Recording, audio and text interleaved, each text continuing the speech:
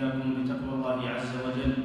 ولقد وصينا الذين أوتوا الكتاب من قبلكم وإياكم أن اتقوا الله وإن تكفروا فإن لله ما في السماوات وما في الأرض وكان الله غنيا حميدا.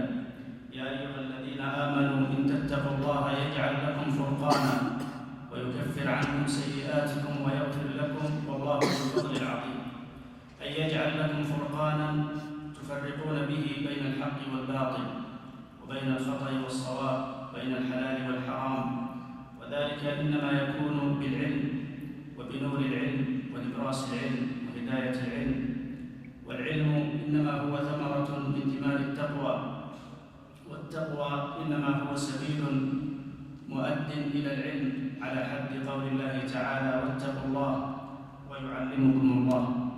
العلم يرقى بصاحبه أيها الإخوة إلى أعلى درجات المعرفة بالله جل وعلا، فمن كان بالله أعرف كان منه أخوف كما قال السلف.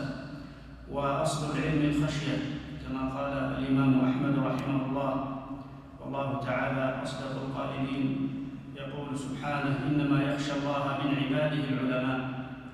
وأولى ما يوصى به طالب العلم أيها الأحباب هو إخلاص النية لله تعالى، فإن هذا العلم عبادة وقربة وطاعة إلى الله جل وعلا، وإنما الأعمال بالنيات وإنما لكل امرئ ما نوى. قال الإمام أحمد رحمه الله: العلم لا يعدله شيء إذا صحت نيته. قالوا: وكيف تصح نيته يا إمام؟ قال: ينوي رفع الجهل عن نفسه وعن غيره. والنبي صلى الله عليه وسلم في حديث أبي هريرة يقول: من ابتغى علما مما يبتغى به وجه الله لا يطلبه إلا ليصيب به عرضا من الدنيا لم يجد عرف الجنة يوم القيامة والعياذ بالله. وأنتم في هذا المجلس المبارك بفضل الله ومنته لم تأتوا لشيء من حطام الدنيا، وإنما حملكم على ذلك حب العلم وابتغاء وجه الله. فأسأل الله لي ولكم الإخلاص والقبول والرضا والختم بالحسنى إذا العمر انقضى. مما يوصى به طلبة العلم في هذا الباب أن يكون طالب العلم ترجمانا لعلمه، وقد أثنى الله تعالى على من اتصف بهذه الصفة في قوله سبحانه: والذين اجتنبوا الطاغوت أن يعبدوها وأنابوا إلى الله لهم البشرى فبشر عباد الذين يستمعون القول فيتبعون أحسنه أولئك الذين هداهم الله وأولئك هم أولو الألباب. وفي الصحيحين من حديث أسامة بن زيد رضي الله عنه وأرضاه قال: سمعت النبي صلى الله عليه وسلم يقول: يجاء بالرجل يوم القيامة فيلقى في نار جهنم والعياذ بالله، فتندلق أقتابه فيدور بها كما يدور الحمار برحاه، فيجتمع عليه أهل النار فيقولون: ألست فلانا الذي كنت تأمرنا بالمعروف وتنهانا عن المنكر؟ فيقول: كنت آمركم بالمنكر وآتيه كنت آمركم بالمعروف ولا آتيه وأنهاكم عن المنكر وآتيه والعياذ بالله. ولذلك قال بعض السلف: يا حملة العلم اعملوا فإنما العلم بالعمل، فمن علم بما أو من لم يعمل بما علم لم يوافق علمه عمله، وإنه سيخلف أقوام لا يجاوز علمهم تراقيهم، تخالف سرائرهم علانيتهم ويخالف علمهم عملهم. ولذلك سئل الإمام الثوري رحمه الله قيل له: العلم أحب إليك أم العمل؟ قال: إنما يراد العلم بالعمل، فلا تدع العلم من أجل العمل ولا تدع العمل من أجل العلم.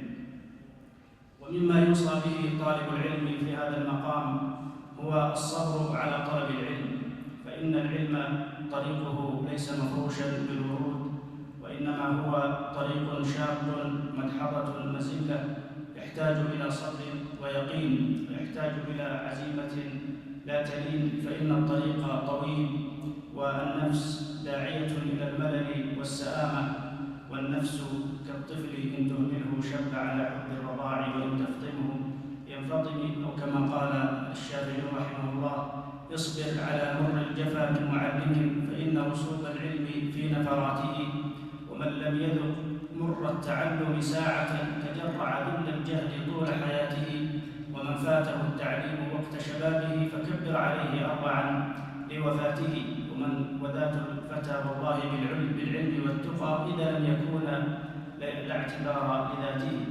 أو كما قال الآخر: اجهد في كل علم تستريح به، ولا تعيشن بعلم واحد كسلا. النحل لما جنى من كل فاكهة حوى لنا الجوهرين الشمع والعسل، فالشمع نور مضيء نستضيء به، والشهد يبري لنا الأسقام والعلل. أو كما قال الآخر: إذا كان يؤذيك حر المصيف ويبس الخريف وبرد الشتاء ويلهيك حسن زمان الربيع، فأخذك للعلم قل لي متى. إذن هذا هو الصبر الذي ينبغي أن يسلكه طالب العلم. ومثل ما تعرفون في قصة موسى والخضر عليهما السلام، حينما قال له موسى: هل أتبعك على أن تعلمني مما علمت رشدا؟ قال: إنك لن تستطيع معي صبرا. قال: ستجدني إن شاء الله صابرا ولا أعصي لك أمرا. فهذا الصبر لا بد منه لطالب العلم. وتذكر قول ابن عباس رضي الله عنهما: ذللت طالبا وعززت مطلوبا. ويحكي عن نفسه رضي الله عنه وارضاه قال: لما قبض رسول الله صلى الله عليه وسلم قلت لصاحب لي من الأنصار: هيا بنا نتعلم من أصحاب رسول الله صلى الله عليه وسلم. فقال: العجب لك يا ابن عباس، وما حاجة الناس لي ولك، وهؤلاء أصحاب رسول الله صلى الله عليه وسلم متوافرون. قال: فتركته وأقبلت على صحابة رسول الله صلى الله عليه وسلم أطلب منهم العلم وأجمع حديث رسول الله صلى الله عليه وسلم، حتى لقد كان يأتي علي اليوم أذهب إلى صحابي من صحابة رسول الله صلى الله عليه وسلم فأجده قائلا في وسط النهار، فأتوسد بردتي عند بابه فتسفي الريح على وجه التراب حتى يخرج فيقول: ما حاجتك يا ابن عم رسول الله صلى الله عليه وسلم؟ قلت: حديثا بلغني أنك سمعته من رسول الله صلى الله عليه وسلم فحدثني به. يقول ابن عباس: فلما ذهب ومات أصحاب رسول الله صلى الله عليه وسلم واحتاج الناس إليه، صار ذلك الصحابي أو ذلك الصاحب السابق يقول: أنت أعقل مني يا ابن عباس. هذا هو طريق العلم الشاق. ومما يوصى به طالب العلم أيها الفضلاء هو السكينة والوقار والتواضع والبعد عن الكبر والخيلاء. يقول مجاهد رحمه الله: إن هذا العلم لا يناله مستح ولا مستكبر، فإن الكبر يمنع النفس عن التواضع للحق وعن التواضع للعلم. وكتب الإمام مالك رحمه الله في بعض كتبه إلى الرشيد قال: إذا علمت علما فليظهر أثره عليك في سمته ووقاره وسكينته وحلمه. وقال عمر رضي الله عنه: تعلموا العلم وتعلموا للعلم السكينة والوقار، وتواضعوا لمن تعلمون منه، وليتواضع لكم من تعلمون منه، ولا تكونوا جبابرة العلماء. ومما يوصى به طلبة العلم أيها الأحباب هو اغتنام الأوقات واهتبال الفرص. بادر الفرصة واحذر فوتها، فبلوغ العز في نيل الفرص. واغتنم مسعاك واعلم أن من بادر الصيد مع الصبح قنس. فاغتنم شبابك وزهرة عمرك وشرخ شبابك ونباهة ذهنك وخلو بالك من المشاغل والصوارف والأعمال التي تصرف عن هذا الطريق.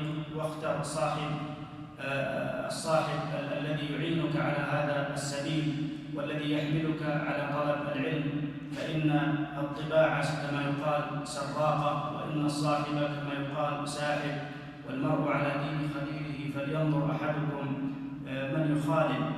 وقبل ذلك وبعده أيها الإخوة، توجه يا طالب العلم إلى من بيده خزائن كل شيء، إلى العليم الحكيم، إلى من وصف نفسه وهو أصدق القائلين: ولا يحيطون بشيء من علمه إلا بما شاء، وما ننزله إلا بقدر معلوم، وإن من شيء إلا عندنا خزائنه، والعلم من خزائن الله جل وعلا.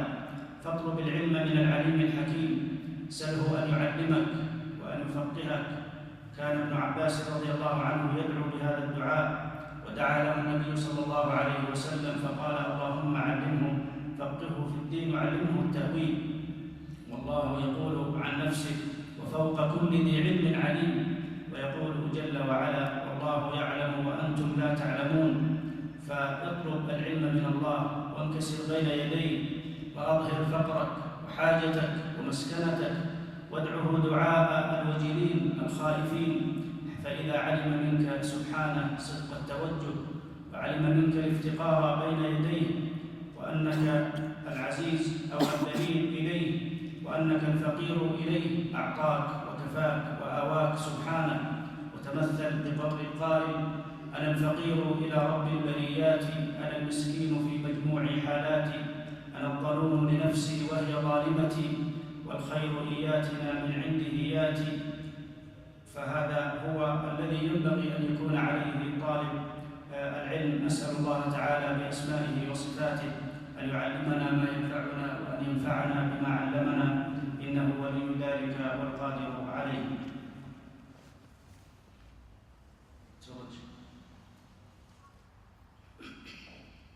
بسم الله الرحمن الرحيم. الحمد لله والصلاة والسلام على رسول الله وعلى آله وصحبه ومن والاه، ثم أما بعد. أسأل الله عز وجل أن يغفر لي ولشيخي وللحاضرين. قال الماتن رحمه الله تعالى: الحمد لله أهل الحمد ومستحقه، حمدا يفضل على كل حمد كفضل الله على خلقه. وأشهد أن لا إله إلا الله وحده لا شريك له، شهادة قائم لله بحقه. وأشهد أن محمدًا عبده ورسوله غير مرتاب في صدقه، صلى الله عليه وعلى آله وصحبه وسلم. ما جاد سحاب بودقه وما رعد بعد برقه. أما بعد. هذا الكتاب أيها الإخوة هو الإمام العلامة المجتهد شيخ الإسلام موفق الدين أبو محمد عبد الله بن أحمد بن محمد بن قدامة المقدسي الجماعيلي الصالحي الدمشقي. هذا الإمام العالم يقال له الدمشقي نسبة إلى دمشق، وقبل ذلك المقدسي نسبة إلى بيت المقدس، فإنه من الحنابلة الذين أو بيت الحنابلة المشهور في بيت المقدس. والجماعيلي نسبة إلى جماعيل، فإنه قد ولد بها سنة 541 هجرية، وهي قرية من أعمال نابلس شمال فلسطين. والدمشقي نسبة إلى دمشق، فإن أباه وأسرته بعد أن وصل الصليبيون إلى فلسطين خرج بهم إلى دمشق بعد وعمر الإمام الموفق 10 سنوات تقريبا، وهناك طلب العلم وتفقه على علمائها ومشايخها. والصالحي نسبة إلى الصالحية، وهي حي من أحياء دمشق. والحنبلي نسبة إلى مذهب الحنابلة، ويقال له أيضا العمري لأنه من سلالة سالم بن عبد الله بن عمر بن الخطاب رضي الله عنه وأرضاه. وقد نشأ هذا الإمام العالم العلم في بيت علم وفقه، فكان أبوه إمام جماعيل ومفتيها وشيخها، وكذلك أسرته وأخواله وأعمامه كانوا كلهم من أهل العلم ومن العلماء. تتلمذ على أئمة دمشق حتى برع وتصدر، وصار يشار إليه بالبنان في دمشق وفي بلاد الشام، وخرج إلى بغداد وأقام بها 4 سنين لطلب العلم. وكان إماماً في التفسير والفقه والعقيدة والنحو والعلوم العربية وغيرها. ولذلك قال عنه شيخ الإسلام رحمه الله: ما دخل الشام بعد الأوزاعي أفقه من الموفق. فإن شيخ الإسلام ولد في بلاد الشام بعد وفاة الموفق حوالي 40 سنة، فكان يعني جاء وعلمه لا زال رفضا طريا، فقال عنه هذه المقولة المشهورة. وأيضا نقل أو قال عنه ابن النجار في ليل تاريخ بغداد، قال إن الإنسان ينتفع برؤيته قبل أن ينتفع بكلامه. وهكذا هم العلماء الربانيون، يستفاد من سمتهم ودلهم قبل أن يستفاد من علمهم. حصر له أكثر من 40 مؤلفا، قد ألف في مختلف وشتى الفنون، وله في العقيدة كتاب لمعة الاعتقاد الهادي إلى سبيل الرشاد، وألف كتاب ذم التأويل، وهو على طريقة السلف في المعتقد وفي العقيدة، وكان يكره الدخول مع المتكلمين في دقائق علم الكلام، فكان رحمه الله على مذهب السلف الصالح في هذا الباب. وألف في أصول الفقه الكتاب المشهور الذي لا زال يدرسه طلاب العلم إلى اليوم، وهو روضة الناظر وجنة المناظر. ثم وله تأليف في الأنساب وفي الوعظ وفي الإرشاد وفي الرقائق، وتأليف كثيرة يضيق المقام عن حصرها. أما في الفقه فقد ألف درجات من التأليف، فابتدأ وألف للمبتدئين كتابا مختصرا وهو كتاب العمدة الذي ندرسه بحول الله ومشيئته، ثم وجعله مختصرا على قول واحد أو وجه واحد في المذهب كما سوف يأتي. ثم ألف بعد ذلك كتاب المقنع في بعد العمدة، وجعله على قولين أو وجهين في المذهب. ثم ألف بعد ذلك كتاب الكافي أيضا في المذهب، وجعله واستوفى فيه الأوجه والروايات في المذهب، وذكر فيه بعض الترجيحات والأقوال. ثم ألف بعد ذلك الكتاب الموسوعة العظيم كتاب المغني الذي تلقاه العلماء بالقبول وأثنوا عليه ثناء باهرا، وهو كتاب في الفقه المقارن بين كما تعلمون بين المذاهب. ولذلك قال العز بن عبد السلام: ما رأيت في كتب الإسلام كتابا مثل كتاب المحلى لابن حزم والمغني لابن قدامة. وقال: ما طابت نفسي بالفتيا إلا وعندي نسخة من المغني. ولذلك يقول القائل: كفى الخلق بالكافي وأقنع طالبا بمقنع فقه عن كتاب مطول، وأغنى بمغني الفقه من كان باحثا وعمدته من يعتقدها يحصل. فهذه الكتب العظيمة التي ألفها هذا الإمام دليل على رسوخ قدمه وعلو كعبه في هذا الباب. توفي رحمه الله سنة 620 للهجرة، ودفن في سفح قاسيون بدمشق كما ذكر أهل السير. هذا الكتاب وهو كتاب العمدة شرحه بعض العلماء، ومن أفضل شروحه شرح البهاء المقدسي المتوفى سنة 624 هجرية، وهو من المعاصرين للإمام ابن قدامة رحمه الله.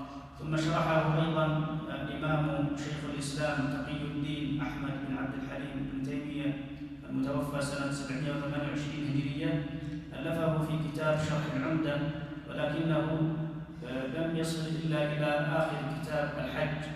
ومع الأسف أن كثيرا من هذه الأجزاء فقدت، والموجود منها تم طبعه على شكل رسائل جامعية في جامعة الإمام والجامعة الإسلامية.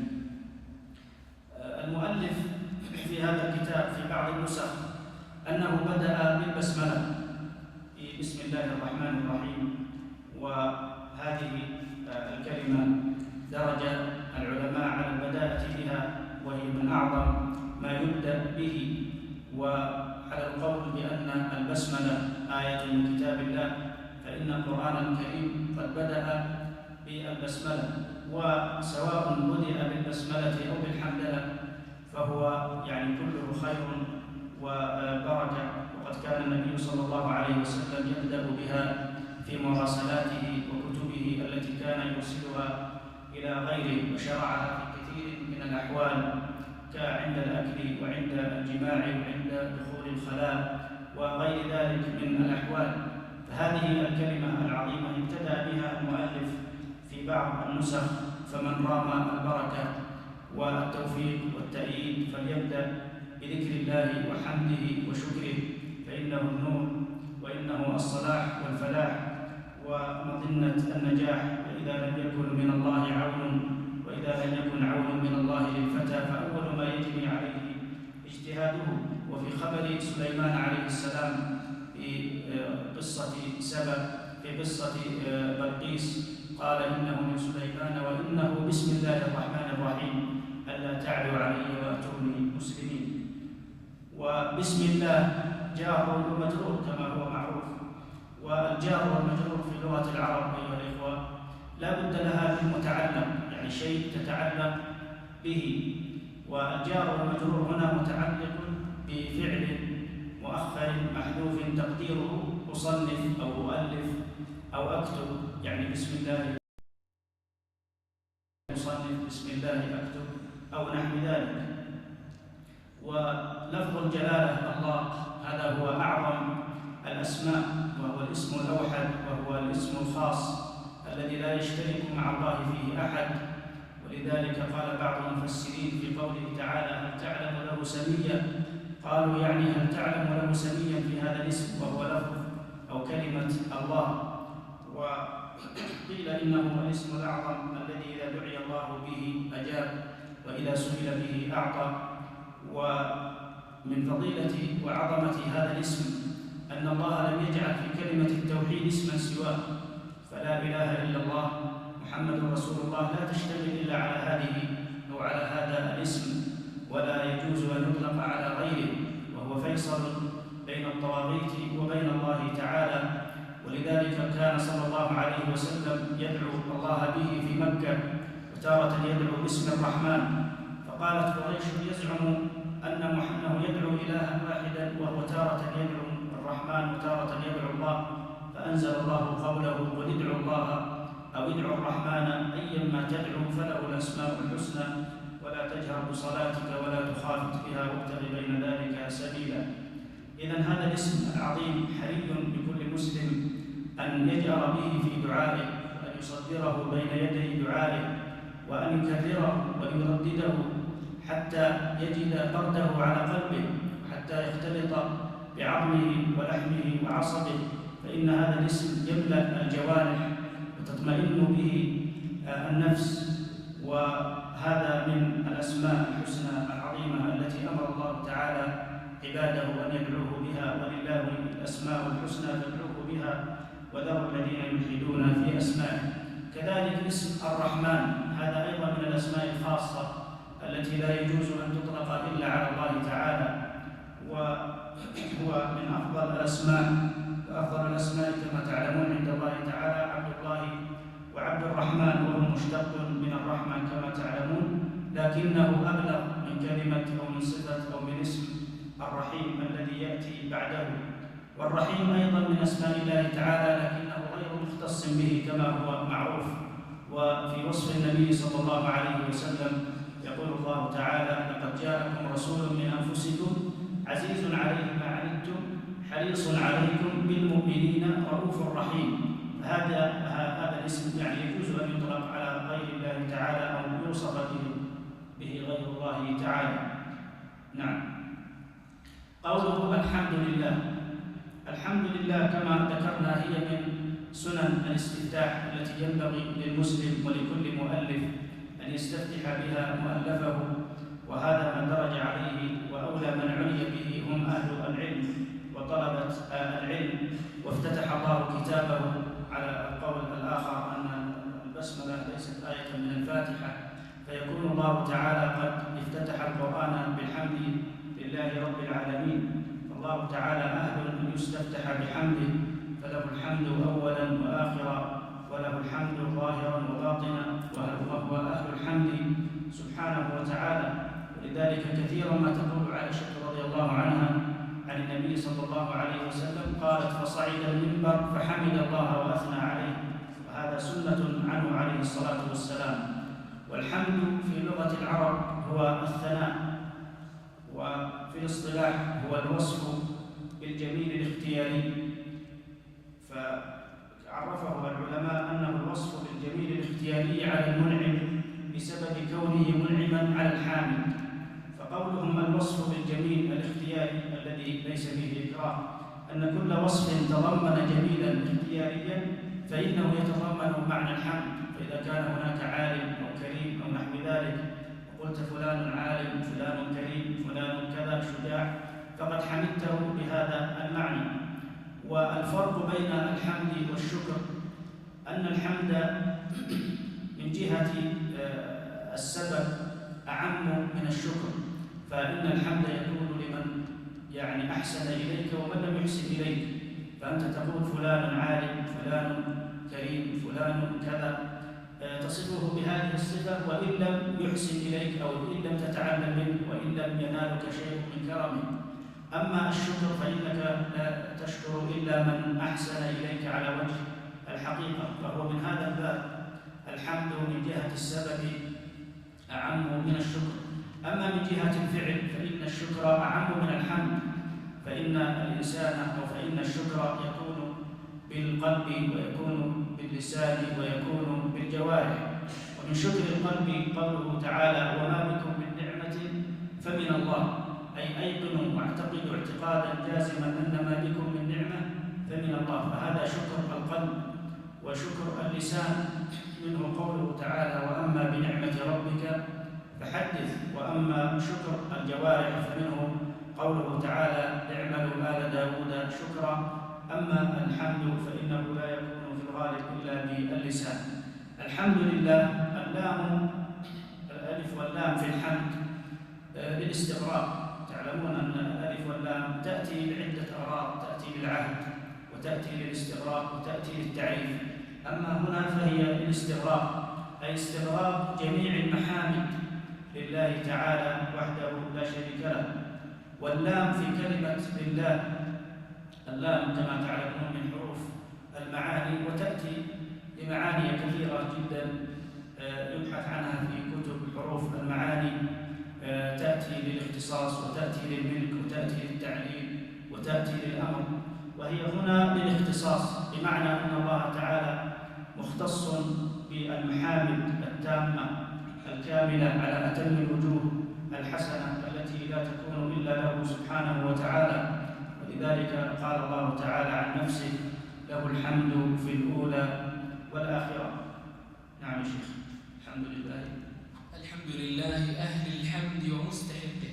أهل الحمد ومستحقه. أهل هنا كما ترون مجرورة وهي بدل من لفظ الجلالة، وهي لأجل هذا مجرورة، أي أنه سبحانه أهل أن يحمد وهو محمود سبحانه على كل حال، محمود في السراء والضراء وفي البأساء والنعماء وحين البأس سبحانه وتعالى. ولذلك في الحديث حديث دعاء الرفع من الركوع ربنا ولك الحمد حمدا كثيرا طيبا مباركا فيه كما يحب ربنا ويرضى، ملء السماوات وملء الأرض وما بينهما وملء ما شئت في شيء بعد، أهل الثناء والمجد أحق ما قال العبد، أو أهل الثناء والمجد أحق ما قال العبد، كلا اللفظين صحيح. حمدا يفضل على كل حمد، أي يزيد على كل حمد، فإن حمد الله تعالى ينبغي أن يكون فاضلا على كل حمد، كما قال المؤلف كفضل الله على خلقه. كفضل الله على خلقه أي كفضل الخالق جل وعلا على المخلوق، وفضل الخالق على المخلوق لا يعد ولا يحصى. فكذلك حمد الله تعالى ينبغي أن يفضل على كل حمد كما يفضل الخالق جل وعلا على كل مخلوق. وأشهد أن لا إله إلا الله وحده لا شريك له. الشهادة تأتي بمعاني متعددة، منها الشهود ومنها العلم واليقين، أي أشهد أي أوقن يقينا تاما جازما أنه لا إله ولا معبود بحق إلا الله تعالى.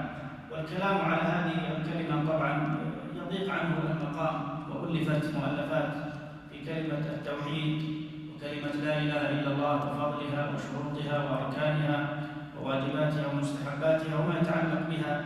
فهذه الكلمة تضيق عنها المؤلفات وتحتاج إلى دروس مستقلة.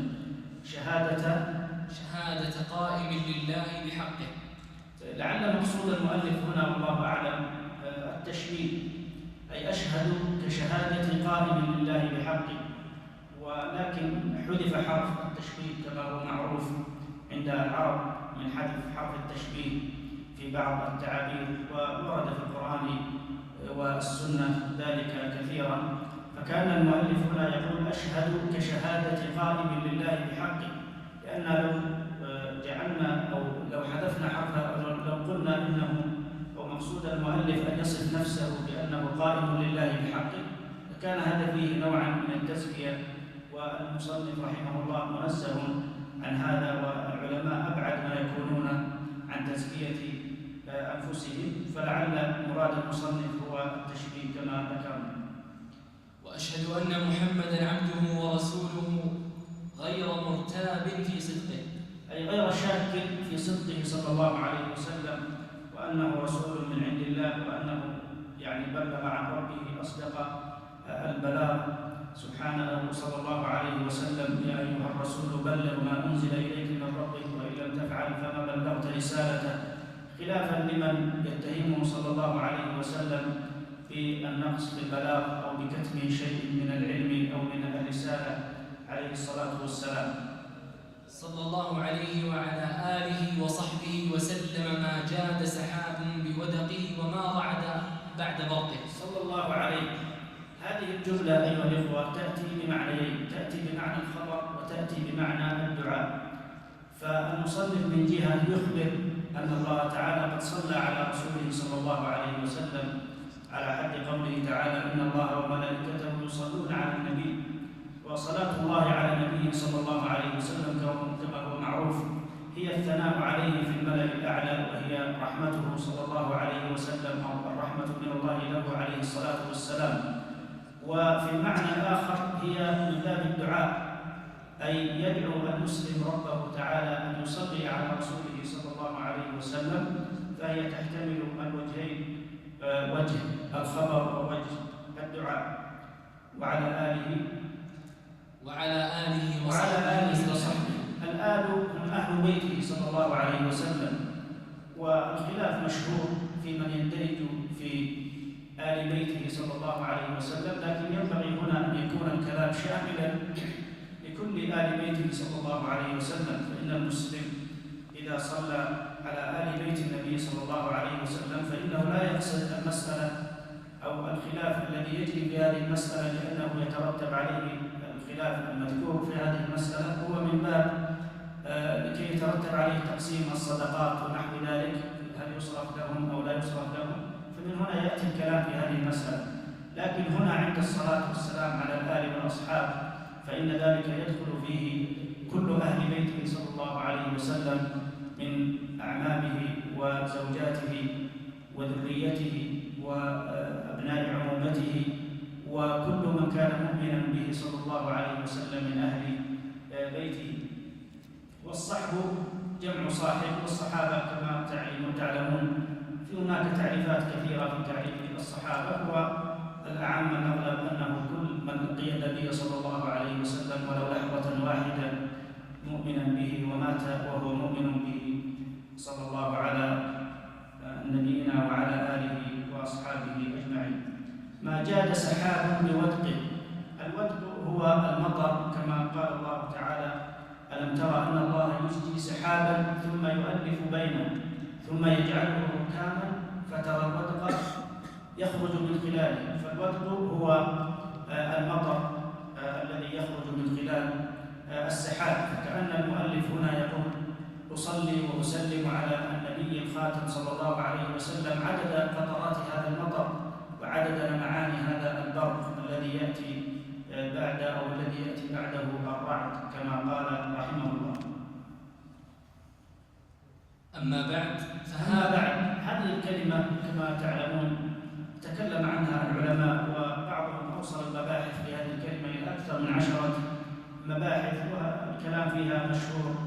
وتكلم العلماء في أول من نطق بهذه الكلمة فقيل داود، وقيل يعقوب عليهم السلام، وقيل يعرب بن قحطان، وقيل كعب بن لؤي، وقيل سحبان وائل، وقيل غير ذلك. وزعم بعض الرافضة أنه علي بن أبي طالب رضي الله عنه وأرضاه، وهذا ليس بصحيح، لأنه قد ثبت عن النبي صلى الله عليه وسلم أنه قال ذلك في خطبه، وكان يأتي بها صلى الله عليه وسلم أو يؤتى بها في الحديث بالفصل بين المقدمة وبين المضمون. وقيل إنها فصل الخطاب الذي أوتيه النبي صلى الله عليه وسلم، والصحيح أن فصل الخطاب المقصود في الآية هو الفصل بين الخصوم الذي أوتيه داود عليه السلام. وبعضهم يأتي بلفظ الواو بدل أما، فيقول وبعد بدل أما بعد. وفي إعرابها يعني أوجه للعلماء، فمنهم من يقول هي مبنية على الضم، ولعل هذا هو الصحيح، لأنها ظرف زمان وتأتي ظرف مكان، وهي من قبيل الشرط. فإذا قلت أما بعد فكأنك تقول مهما يكن من شيء بعد. فأما هنا أما بعد، أما حرف تفصيل مضمن لمعنى الشرط، فكأن الجملة شرطية. نعم. فهذا كتاب، فهذا في بعض النسخ هذا كتاب، وفي بعضها فهذا. والخلاف مشهور بين النحويين فيما يأتي بعد كلمة أما بعد، هل يجب أن يقترن بالفاء أو لا يجب أن يقترن بالفاء. وهذا الخلاف جار بينهم في فاء الجواب أو الفاء الواقعة في جواب الشرط، هل يجب اقترانها بالفاء أو لا يجب اقترانها بالفاء. والجمهور النحويين على أنه يجب اقترانها بالفاء، ولذلك ابن هشام في مغني اللبيب لم يتعرض إلى القول الآخر بجواز أن لا تدخل عليها الفاء.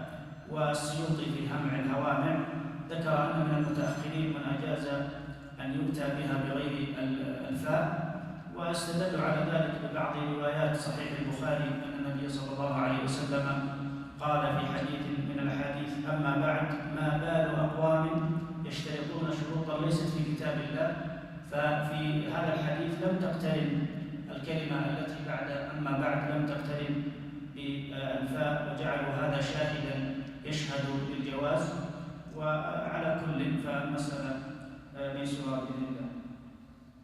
فهذا كتاب في الفقه اختصرته حسب الإمكان. الكتاب كما هو معروف أيها الإخوة مأخوذ من الكتب، وهو الضم والجمع، ولذلك يقال بكتيبة الجيش، يقال لها الكتيبة لأن أفرادها يتجمعون وينضم بعضهم إلى بعض. وسمي الكتاب كتابا لاجتماع حروفه وأبوابه المندرجة تحته، فهو كتاب لكنه بمعنى مكتوب، أي شيء مكتوب في هذا الكتاب. في الفقه حدد المؤلف هنا موضوع الكتاب، وهذا من يعني حسن الترتيب والتنسيق الذي يتسم به تأليف العلماء. وعلى هذا جرت الدراسات العلمية في العصر الحاضر، أن يبين كل باحث منهجه والموضوع الذي يتكلم فيه ونحو ذلك. والفقه في لغة العرب هو الفهم، ومن العلماء من يقول إن الفقه لا يطلق إلا على ما كان يحتاج إلى فهم دقيق. أما ما يمكن أن يفهمه أي أحد أو أن لا يحتاج إلى كبير عناء في فهمه فلا يقال فقه هذا الشيء، وإنما يقال فهمه أو نحو ذلك. لكن الأشياء التي تحتاج إلى حفظ ومهارة وإلى دقة وتمحيص فإنه يقال فقه هذا الشيء، يعني بمعنى فهمه. الفقه في الاصطلاح كما هو معروف هو العلم بالأحكام الشرعية العملية المكتسب من أدلتها التفصيلية. فخرج بقوله العلم خرج الشك والظن. بالأحكام الشرعية خرج بها الأحكام الاعتقادية أو الأحكام يعني النفسية أو نحوها من الأحكام التي ليست بشرعية. وخرج بالأحكام أو بلفظ الشرعية خرج بها الأحكام العقلية التي ليست بشرعية. وقوله المكتسب على التذكير صفة للعلم وليست صفة للأحكام كما قد يظنه البعض، فإن الاكتساب هنا صفة للعلم وليست صفة للأحكام. المكتسب من أدلتها التفصيلية، وهي الأدلة الجزئية الواردة في الكتاب والسنة على مسألة من المسائل. نعم. اختصرته حسب الإمكان واقتصرت فيه على قول واحد. نعم. هنا شرع المؤلف يبين منهجه في الكتاب وأنه سلك فيه مسلك الاختصار، والاختصار كما هو معروف هو قلة الألفاظ وكثرة المعاني، وضده الإسهاب والإطناب وهو كثرة الألفاظ وقلة المعاني، وبينهما ما يعرف بالمساواة وهو مساواة الألفاظ للمعاني. وحسب هنا ينبغي أن تربط بالفتح، لأن ضبطها بالسكون يعتبر من اللحن، فحسب بمعنى يعني على حسب الإمكان، وحسب ربطها بالسكون هو بمعنى كفى، كما في قوله تعالى يا أيها النبي حسبك الله، يعني كافيك الله. فهنا تضبط بفتح السين حسب الإمكان. وهنا تلحظون يعني تواضع المصنف رحمه الله، فإنه لم يجزم بالكمال وبلوغ الغاية في هذا الباب، وإنما يعني نسب أو أرجع ذلك إلى الطاقة والوسع، والله تعالى لا يكلف نفسا إلا وسعها، وهذا من تواضع العلماء وخضوعهم لهذا العلم. نعم. ليكون عمدة واختصرته حسب الإمكان واقتصرت فيه على قول واحد. نعم. كما ذكرت هنا يبين منهجه في المختصر، وأنه لم يذكر جميع الأقوال والروايات في المذهب. وتعلمون أن مذهب الإمام أحمد رحمه الله مليء وحافل بالروايات، وتكلم العلماء في سبب هذا التعدد في الروايات في مذهب الإمام أحمد. وأهم تلك الأسباب التي تحدث عنها أن الإمام رحمه الله كان لا يرى التأليف أو لا يسمح بتدوين الفقه عنه رحمه الله، فكان طلابه يسألونه في المسائل ويدونون عنه، فتختلف النقولات من طالب إلى آخر. فإن عدة تلاميذ الإمام أحمد بلغ أكثر من 300 تلميذ ممن ألف يعني أو كتب أو نقل مسائله رحمه الله، فلا تكاد تجد ولا تجد الإمام أحمد رحمه الله مؤلفا في الفقه، وكل ذلك تجده مسائل الإمام أحمد برواية الكوسري مثلا، مسائل الإمام أحمد برواية ابن صالح، مسائل الإمام أحمد برواية ابن عبد الله، مسائل الإمام أحمد برواية حرب أو غير ذلك من الكتب.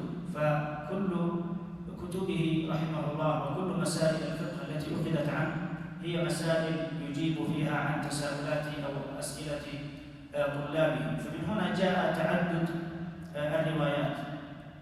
الوجه الآخر أن الإمام أحمد رحمه الله اشتغل بالحديث وهو من المحدثين، وألف كتاب المسند المشهور الذي يبلغ أكثر من 50 مجلدا، ولذلك كثرة الأحاديث تؤدي إلى كثرة تفريع المسائل، فقد يسأل في مسألة ويخفى عليه الدليل فيجيب بقول ثم يعني يظهر له الدليل أو دليل آخر فيجيب بقول آخر. أيضا كان رحمه الله عنده عناية بآثار الصحابة رضي الله عنهم وأرضاهم، وكان يعظم أقوال الصحابة، وكان يرجح بينها رضي الله عنه وأرضاه، فلذلك كثرت يعني أقواله في المسائل تبعا لهذا الأمر ليكون عمدة لقارئه. هنا يشير المؤلف إلى اسم الكتاب، فهو كما ترون لم يصرح بأن هذا الكتاب اسمه العمدة، وإنما قال ليكون عمدة لقارئه، ولذلك من جاء وشرح هذا الكتاب سماه كتاب العمدة أو عمدة الفقه، أخذا أو فهما من كلام المؤلف رحمه الله. وهذا يعني منهج العلماء رحمهم الله أنهم يبدأون بالمختصرات لتكون بمثابة الأساس الراسخ لطالب العلم الذي حتى يبني على أساس الراسخ المتين، يعني لا يتشتت بين الأقوال كما يشير المؤلف. فهنا قال ليكون عمدة لقارئه، بمعنى أساسا راسخا متينا يبني عليه في هذا العلم. ولذلك تجد عند العلماء جواد يسيرون عليها في هذا الباب، ولم يؤتى طلبة العلم إلا من هذا الباب حينما يعني تركنا هذه الجواد التي يسيرون عليها، فكانوا يبدأون بالمختصرات ثم شروحها المختصرة، ثم ينتقلون إلى الكتب المتوسطة، ثم بعد ذلك ينتهون إلى جرد المطولات إلى غير ذلك من الأمور. فلا يلتبس الصواب عليه باختلاف الوجوه والروايات. نعم، هنا المصنف كما ذكرت لكم مشفق على طالب العلم، فيقول جعلته على قول واحد وعلى وجه واحد لئلا يلتبس على طالب العلم باختلاف الوجوه والروايات. وهو ينبه إلى أن طالب العلم إذا أهمل الابتداء بهذه المختصرات فإنه قد يعني يزل الطريق ويسلك طريق الخلافات والروايات فيضطرب. وهذا إذا كان هذا داخل المذهب الواحد كمذهب الإمام أحمد، فما بالك إذا كان ذلك على مستوى المذاهب المختلفة. ولذلك كان العلماء رحمهم الله يعني يصيغون المتون من أجل هذا، ويجردونها حتى من الأدلة ومن التعليلات، ويكتفون بإيرادها مجردة للمسائل حتى يستطيع الطلاب أن يحفظوها ويضبطوها. سألني بعض إخواني تلخيصه.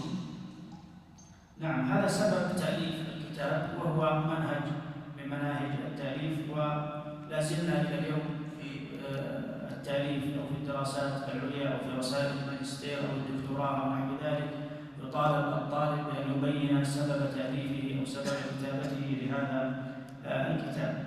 فقال سألني بعض إخواني أو بعض أصحابنا في بعض نسخ تلخيصه ليقرب على المتعلمين ويسهل حفظه على الطالبين. هذا من ميزة المختصرات أنها يسهل حفظها على المتعلمين. فأجبته إلى ذلك معتمدا على الله سبحانه في إخلاص القصد لوجهه الكريم. نعم، هذا الوصول إلى هذا القصيد ومربط الفرس الذي أشرنا إليه قبل قليل، وهو إخلاص القصد لوجه الله الكريم. ولا يفوت عالما من العلماء أن ينبه وأن يشير إلى هذا الأمر. والمعونة على الوصول إلى رضوانه العظيم. نعم، رضوان الله تعالى هو أعظم النعيم الذي ينشده كل مسلم. ولذلك لما وصف الله تعالى الجنة قال لما وصف زينة الحياة الدنيا زين للناس حب الشهوات إلى آخر الآية قال قل أنبئكم بخير من ذلكم للذين اتقوا عند ربهم جنات تجري من تحتها الأنهار خالدين فيها وأزواج مطهرة ورضوان من الله أكبر. ووصف الله تعالى المؤمنين بقوله رضي الله عنهم ورضوا عنه، فرضوان الله تعالى من أعظم النعيم. ولذلك في الحديث المشهور أن الله تعالى يأتي إلى أهل الجنة أو يطلع على أهل الجنة فيقول يا أهل الجنة هل رضيتم؟ فيقولون وما لنا لا نرضى يا ربنا وقد أعطيتنا فيقول سبحانه أحل عليكم رضواني فلا أسخط عليكم أبدا. فلم يعطوا نعيما أو لم يروا نعيما أعظم من ذلك النعيم. وهو حسبنا ونعم الوكيل، أي كافينا. فإن حسب هنا كما ذكرنا بمعنى الكافي، حسبنا الله ونعم الوكيل. هذه الكلمة العظيمة التي قالها إبراهيم حينما ألقي في النار، وقالها النبي صلى الله عليه وسلم وأصحابه الذين قال لهم الناس إن الناس قد جمعوا لكم فاخشوهم فزادهم إيمانا وقالوا حسبنا الله ونعم الوكيل. فانقلبوا بنعمة من الله وفضل لم يمسسهم سوء واتبعوا رضوان الله والله ذو فضل عظيم. ومن استكفى الله كفاه ومن توكل عليه حماه، فهو سبحانه نعم الوكيل وهو نعم المولى ونعم النصير. الله خالق كل شيء وهو على كل شيء وكيل سبحانه وتعالى، وكفى بالله شهيدا وكفى بالله وكيلا. وأودعته أحاديث صحيحة تبركا بها. نعم، هنا نبه المؤلف إلى هذه القضية لأن الأصل في المتون أنها مجردة من الأدلة، ولكنه قال هنا إنني يعني أودعته أحاديث صحيحة، لأن المتون في الغالب لا تضمن الأدلة طلبا طبعا للاختصار وليس يعني زهدا في الأدلة، وإن كل حكم في المتن يرجع أو ينزع من دليل شرعي معين، ولكن طلبا للاختصار لا تذكر في المتن. لكنه هنا يعني قال أودعته أحاديث صحيحة، والحديث كما هو معروف في اللغة الجديد، وأما في الاصطلاح فهو ما أضيف إلى النبي صلى الله عليه وسلم من قول أو فعل أو تقرير أو صفة خلقية أو خلقية. أحاديث صحيحة جمع الحديث الصحيح، والحديث الصحيح هو ما اتصل سنده برواية العدل الضابط من أول السند إلى المنتهى من غير شذوذ ولا علة قادحة كما هو معروف. ثم بين الغرض من يعني إيراد هذه الأدلة فقال: تبركا بها واعتمادا عليها. تبركا بها، والبركة هي الزيادة، وسواء كانت زيادة معنوية أو حسية، وهذه البركة لا تنال إلا من الله تعالى، فالله هو الذي يضع البركة وهو الذي ينزع البركة، وكتاب الله تعالى كله بركة، وسنة نبيه صلى الله عليه وسلم كلها بركة. كتاب أنزلناه إليك مبارك ليدبروا آياته وليتذكر أولو الألباب. والنبي صلى الله عليه وسلم يقول: ألا إني أوتيت القرآن ومثله معه. وبعض الفضلاء يعني يأخذ على المؤلف هذه الكلمة ويقول إن الأحاديث لا يؤتى بها للتبرك، وإنما يؤتى بها للاستدلال. والجواب عليه ما ذكرنا أن السنة وحي من الله تعالى، وما كان وحيا من الله تعالى فإنه صلى الله عليه وسلم لا ينطق عن الهوى، إن هو إلا وحي يوحى، فهي بركة مثل القرآن الكريم ويتبرك بها ولا يثرب على المؤلف رحمه الله في هذا الباب. وجعلتها من الصحاح اعتمادا عليه. إذن هو ذكر السبب الآخر لإيرادها وهو الاعتماد عليها في الاستدلال. وجعلتها من الصحاح لأستغني عن نسبتها إليها. نعم، جعلتها من الصحاح. وفي الحقيقة أن المصنف رحمه الله قد وفى بشرطه، فلم يرد في هذا الأحاديث إلا أحاديث صحيحة، لكن ليس كل ما في هذا المتن في الصحيحين، ولعل المؤلف يعني يقصد بهذا الأحاديث التي صحت عنده، ولا يقصد أنه اقتصر على الأحاديث التي في الصحيحين. والأحاديث أو الصحاح كما تعلمون قسمان: القسم الأول الأحاديث أو الصحاح التي اشترط فيها مؤلفوها ألا يذكروا فيها إلا حديثا صحيحا ووفوا بشرطهم في هذا، وهؤلاء هم البخاري ومسلم. وهناك الصحاح التي اشترط مؤلفوها ألا يريدوا فيها إلا حديثا صحيحا، لكن وقع فيها أحاديث ضعيفة ليست على شرطهم ووجدت في كتبهم كصحيح ابن خزيمة أو ابن حبان أو المستدرك الحاكم ونحو ذلك. لأستغني عن نسبتها إليها. نعم، ليستغني عن نسبتها إليها. طيب، كتاب الطهارة. من هنا بدأ المصنف رحمه الله في مسائل الكتاب، فبدأ بكتاب الطهارة. والفقه كما تعلمون يقسمه العلماء إلى عبادات ومعاملات وما يتعلق بها، فيبدأون في العادة بمسائل العبادات.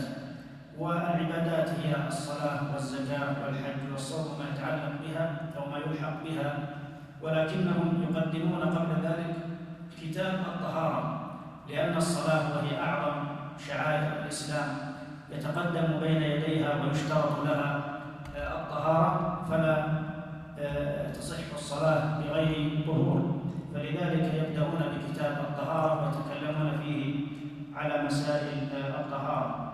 كتاب الطهارة، الكتاب بينا معناه، والكتاب في طريقة التصنيف كما هو معروف لا يعبر به إلا إذا كان يندرج تحته أبواب، ويندرج تحت الأبواب فصول، ويندرج تحت الفصول مباحث، ويندرج تحت المباحث مطالب، ويندرج تحت المطالب فروع، ويندرج تحت الفروع مقاصد، ويندرج تحت المقاصد مسائل أو تتمات أو نحو ذلك. والطهارة مشتقة في اللغة هي النظافة والنزاهة عن الأقدار، حسية كانت أو معنوية، وهي أصلها طهر بضم الهاء، أما بفتح الهاء فالمصدر منها الطهر، يعني طهر طهرا وطهر طهارة، هذا هو اشتقاقها. أما في الشرع فإنها عرفت بتعريفات كثيرة، منها يعني نختصر أو نقتصر على تعريفين. التعريف الأول أنها ارتفاع الحدث وما في معناه، وزوال الخبث أو ارتفاع حكم ذلك. وارتفاع الحدث المراد به سواء كان الحدث الأكبر أو الأصغر، وارتفاع الحدث أي زوال الوصف المانع من الصلاة ونحوها باستعمال الماء في جميع البدن أو في بعضه. وما في معناه يعني ما في معنى الحدث، كما هو حاصل مثلا بغسل الميت أو بغسل يد القائم من النوم، فإن هذا يعني ذكر فيه أنه في معنى الحدث، على القول كما سيأتي معنا الخلاف أنه هل هو يوجب الوضوء أو الغسل أو لا يوجب ذلك. وما في معناه يعني ما في معنى الحدث كما ذكرنا، وزوال النجس.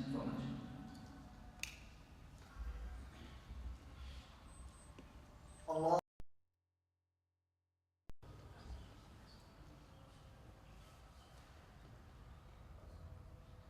نعم، قلنا في تعريف الطهارة هي ارتفاع الحدث وما في معناه، وزوال النجس أو الخبث أو ارتفاع حكم ذلك.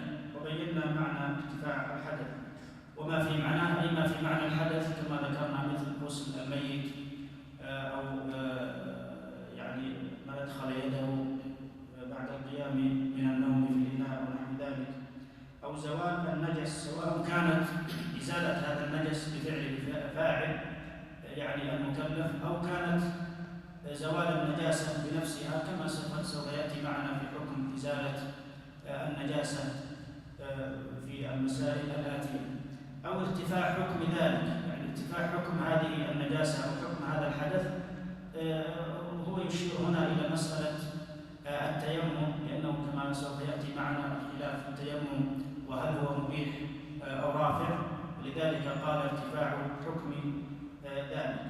هذا التعريف الأول. التعريف الثاني أنها صفة حكمية توجب لموصوفها استباحة الصلاة والطواف بالبيت ونحو ذلك من الأعمال التي تشترط لها الطهارة، فوصف الطهارة بأنها صفة حكمية. والصفات كما تعلمون تنقسم إلى قسمين، وهذا سيرد معنا كثيرا في الفقه: صفات معنوية أو حكمية، وصفات حسية. الصفات الحسية هي الأشياء التي يمكن أن نلمسها أو نحسها، فالطول والقصر مثلا، فلان طويل فلان قصير أو نحو ذلك من الصفات التي يمكن أن نلمسها أو نحسها، هذه نطلق عليها صفة حكمية حسية. أما الصفات التي لا يمكن أن نلمسها أو نحس بها فنسميها صفات حكمية أو معنوية، كالعلم مثلا أو الشعر أو الكرم أو نحو ذلك من الأشياء التي هي من الصفات المعنوية. كذلك الطهارة لا تستطيع أن تحكم على شخص أنه متطهر وأنه غير متطهر، لأنها صفة معنوية أو صفة حكمية، ولذلك قال صفة حكمية توجب لموصوفها استباحة الصلاة، يعني تثبت لموصوفها استباحة الصلاة. هذا هو تعريف الطهارة. والمؤلف رحمه الله ضمن هذا الكتاب، كتاب الطهارة، ضمنه 10 أبواب. الباب الأول الذي نبدأ فيه إن شاء الله في المحاضرة أو في الدرس القادم باب أحكام المياه، ثم باب الآنية، ثم باب قضاء الحاجة، ثم باب الوضوء، ثم باب المسح على الخفين، ثم باب نواقض الوضوء، ثم باب الغسل من الجنابة، ثم باب التيمم، ثم باب الحيض، ثم باب النفاس.